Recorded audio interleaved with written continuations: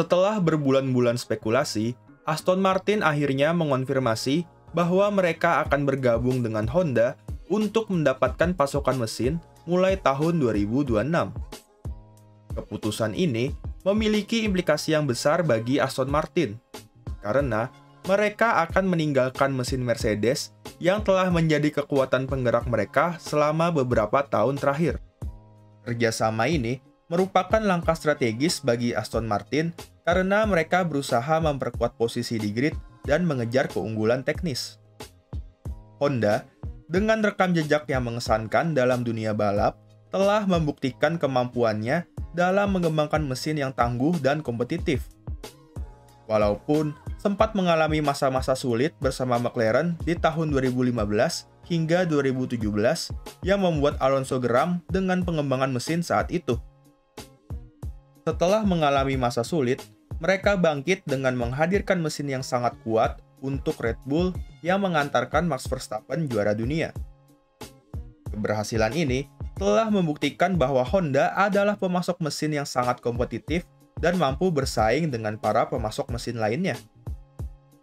Pergantian ini juga memberikan dorongan optimisme bagi Lawrence Stroll untuk menjalankan proyek ambisiusnya. Mereka percaya bahwa mesin Honda yang baru akan memberikan kekuatan dan kinerja yang diperlukan untuk bersaing di puncak klasemen. Dalam wawancara terpisah, Direktur Teknis Aston Martin, Dan Fellows, mengungkapkan antusiasmenya atas prospek ini dan berharap dapat meraih keberhasilan besar dengan dukungan mesin yang baru. Sebagai tim customer Mercedes saat ini, Aston Martin masih memiliki komponen seperti suspensi belakang dan gearbox dari Mercedes. Dua komponen ini dinilai menghambat Aston Martin dalam mengembangkan mobil AMR 23 karena mereka memiliki limitasi dari sisi desain yang dinilai hanya cocok dipakai oleh konsep mobil Mercedes W14. Hal ini menjadi salah satu alasan mereka menggandeng Honda sebagai pemasok mesin, agar mereka memiliki kebebasan dan eksklusivitas dalam mendesain mobil yang lebih kompetitif dan sesuai konsep yang diinginkan. Honda sebelumnya juga dikaitkan akan bereuni dengan McLaren di tahun 2026. Namun, sepertinya gagal dalam tahap negosiasi karena standar Honda yang sangat tinggi, terutama dalam hal fasilitas tim. Seperti yang kita tahu, fasilitas tim McLaren dinilai sudah usang dan dibuktikan dengan struggling mereka di beberapa tahun terakhir. Honda melihat bahwa McLaren bukan partner yang tepat untuk memenuhi ambisi mereka dalam mencari tim yang memiliki potensi besar. Aston Martin adalah pilihan yang sangat tepat untuk bekerja sama dengan segala fasilitas yang baru dibangun dan SDM yang mumpuni, serta dukungan dana dari Lawrence Stroll yang sangat ambisius dalam proyek ini. Muncul sebuah pertanyaan, apakah Fernando Alonso akan bereuni dengan Honda?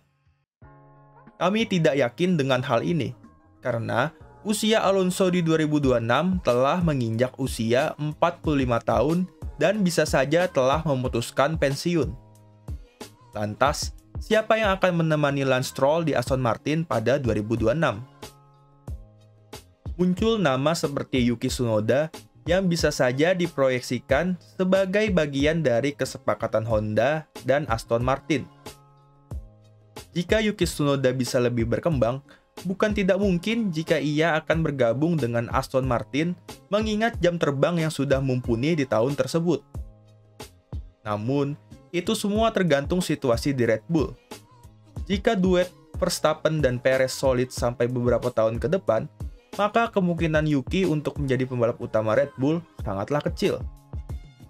Hijrah ke Aston Martin merupakan opsi yang tepat jika Yuki ingin lebih berkembang sebagai pembalap Formula One.